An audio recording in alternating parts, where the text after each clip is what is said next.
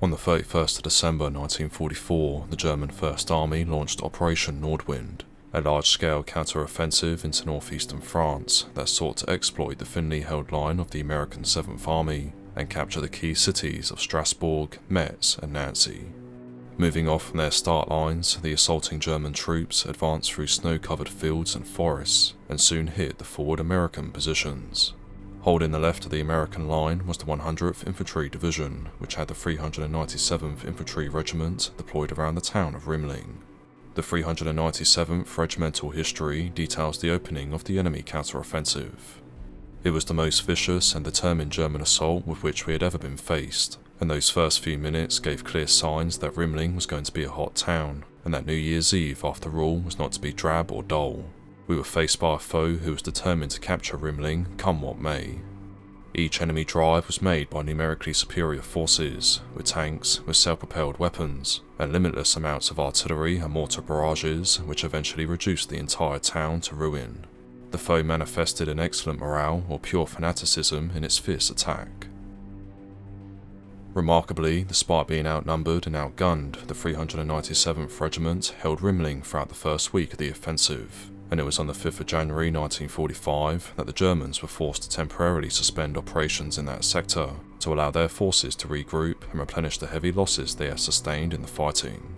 By the 8th of January, this reorganisation had been completed and the German First Army resumed its assault against Rimling. Among the units that had been brought forward for this new wave of attacks was the 653rd Heavy Panzerjäger Battalion, which deployed 3 Jagdtiger tanks onto a ridgeline overlooking the town on the morning of the 9th of January.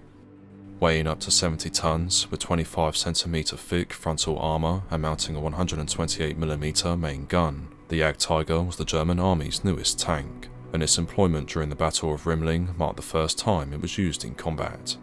It thus served as a massive morale booster to the German infantrymen who witnessed such a behemoth operating on the battlefield. But yet, as menacing and impressive as the Jagdtiger appeared, it still had its vulnerabilities, as was to be exposed on that winter morning on the 9th of January 1945. On that day, 4 American M36 Jackson tank destroyers, of 1st Platoon A Company of the 776 Tank Destroyer Battalion, were operating in the vicinity of Rimling in a close fire support role to the 397th Regiment. At around 1100, one of these Jacksons, commanded by Lieutenant John Britz, manoeuvred into a position from where it spotted the 3 Jagdtigers deployed on the ridgeline. Immediately, Lieutenant Britz ordered for his gunner to engage the enemy tanks with the Jackson's 90mm main gun. In quick succession, 3 rounds were fired, of which the first 2 missed, but the third scored a direct hit on one of the Jagdtigers, which was commanded by Unteroffizier Fritz Jaskeller and had the turret number of 134. The round fired by the Jackson successfully pierced the side armour of 134 and detonated the ammunition on board the tank, causing a huge explosion and instantly killing all 6 German crewmen inside. Failed Wiebel Reinhold Schlabs, who was the commander of one of the other Jagdtigers, recalls the brief engagement. Suddenly, a round exploded a hair's breadth away from my vehicle. The driver, Bergin, started the engine with lightning speed and pulled back a vehicle length. At that moment, a second round struck at the exact spot where we had just been. The origin of the rounds could not be determined. A short time later, there was a heavy detonation at Jaskeller's gun, which was positioned some 300 meters to my right. This direct hit delivered death to the entire crew.